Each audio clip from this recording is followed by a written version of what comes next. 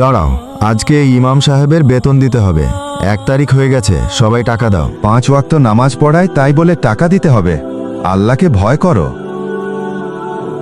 কি হয়েছে?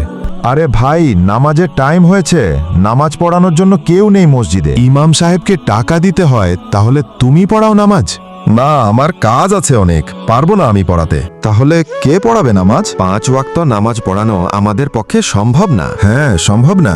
ইমাম সাহেব আসুন। ইমাম সাহেবকে কেন আবার আনলেন ভাই?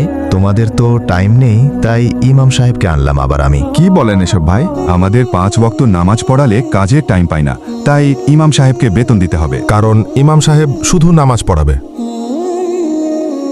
বন্ধুরা, আমি তো শিক্ষণীয় ভিডিও বানাই, তাই বলে তোমরা লাইক সাবস্ক্রাইব করবে না? এটা যদি ফালতু ভিডিও হতো তাহলে অবশ্যই লাইক সাবস্ক্রাইব করতে। ইমাম সাহেব নামাজ পড়ালে কাজের টাইম পায় না, তাই বেতন দিতে হবে আমাদের। সবার বুঝতে হবে এটা। ভাই, ভুল হয়েছে। আজকে থেকে নামাজ পড়াবে, টাকা দেব আমরা। যে নামাজ পড়ে সাবস্ক্রাইব করলে বুঝতে পারবো।